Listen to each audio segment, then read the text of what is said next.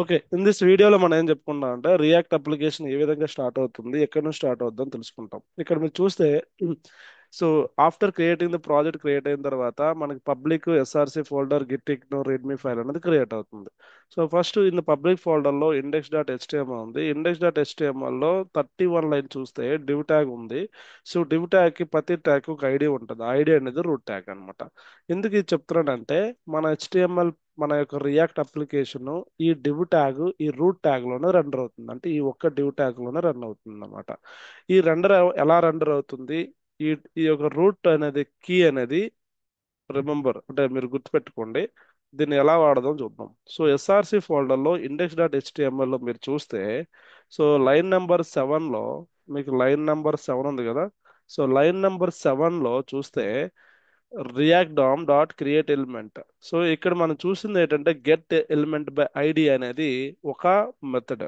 So document ఏదైనా ఒక HTML ఒక ట్యాగ్ ని మనం రిట్రీవ్ చేసుకోవాలనుకుంటే సో మనం document dot get element by అనేది వాడతాం. ఇక్కడ రూట్ అనేది ఒక ట్యాగ్ వాడతాం. ఓకే, ఈ రూట్ ట్యాగ్ ఏదైతే ఉందో ఈ ట్యాగ్ ని మనం ఇక్కడ రెండర్ చేస్తాం. అంటే ఈ ట్యాగ్ లోపల మన HTML పేజ్ ని రెండర్ చేస్తాం. 1 second. Okay, so root tag, ఇక్కడ రూట్ అనేది ట్యాగ్ అనేది యూజ్ చేసి ఈ రూట్ ట్యాగ్ లో మనం హెచ్టిఎంఎల్ పేజ్ ని మన హెచ్టిఎంఎల్ కంటెంట్ రన్ చేయొచ్చు. రియాక్ట్ కాంపోనెంట్ కూడా రన్ చేయొచ్చు. ఇక్కడ మీకు చూస్తే యాప్ అనేది యాప్ అనేది రియాక్ట్ కాంపోనెంట్. ఇది రియాక్ట్ కాంపోనెంట్. సో ఈ రియాక్ట్ కాంపోనెంట్ అనేది ఎక్కడ ఉందంటే ఇక్కడ ఉంది. This is a react component. ఈ కాంపోనెంట్ ఏంటంటే ఫంక్షన్ కాంపోనెంట్. మీకు చెప్తాను. సో రెండు ఉంటాయి, function component and class component రెండు ఉంటాయి. బట్ ఈ కాంపోనెంట్ లో జావా స్క్రిప్ట్ ఎక్స్ఎంఎల్ ఉంటుంది. ఓకే, సో ఈ ఈ యొక్క ఇన్ఫర్మేషన్ ఏదైతే ఈ కోడ్ ఉందో ఈ కోడే ఇక్కడ రెండర్ అయిందనమాట. ఓకే, అయితే చెప్తా. ఫస్ట్ ఆఫ్ ఆల్ ఏంటంటే నేను ఇండెక్స్ డాట్ హెచ్టిఎంఎల్లో ఈ యాప్ని తీసి జస్ట్ ఒక హెచ్టిఎంఎల్ కంటెంట్ కూడా మనం లోడ్ చేయొచ్చు. వాళ్ళు దిస్ ఇస్ అడ్డట. ఇక్కడ చూస్తే చూడండి, ఈ హెచ్టిఎంఎల్ కూడా దిస్ ఈజ్ హెడర్ ట్యాగ్. ఇది రెండర్ అయింది కదా. అంటే ఏంటంటే మనం డివ్ ట్యాగ్ ఇప్పుడు రైట్ క్లిక్ చేసి చూస్తే if you right click on this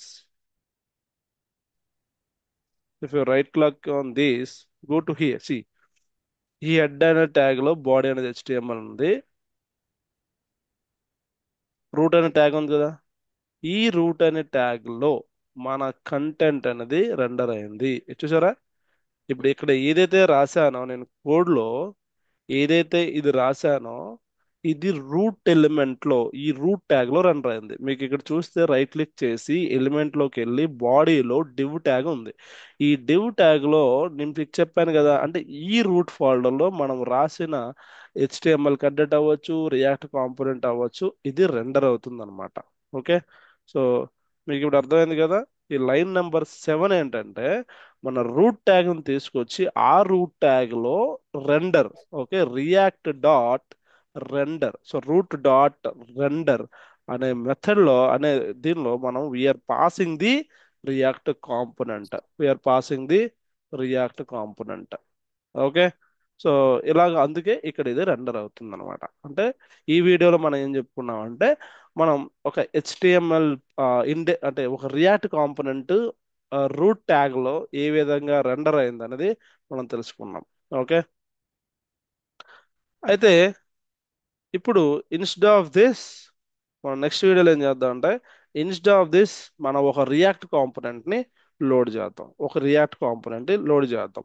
డిఫాల్ట్గా ఏముంది ఇక్కడ React component app dot JS అనే కాంపోనెంట్ రెండర్ అయింది. ఇప్పుడు ఏం చేస్తాం, దీన్ని ఎక్స్ప్లెయిన్ చేసి సిమిలర్ లైక్ ఒక కాంపోనెంట్ మనం క్రియేట్ చేసి దాన్ని ఇండెక్స్ డాట్ హెచ్టిఎంఎల్లో ఇండెక్స్ డాట్ హెచ్టిఎంఎల్ రూట్ ఈ రూట్ ట్యాగ్ లో ఇండెక్స్ డాట్ జేఎస్ లో రన్ చేద్దాం నెక్స్ట్ వీడియో.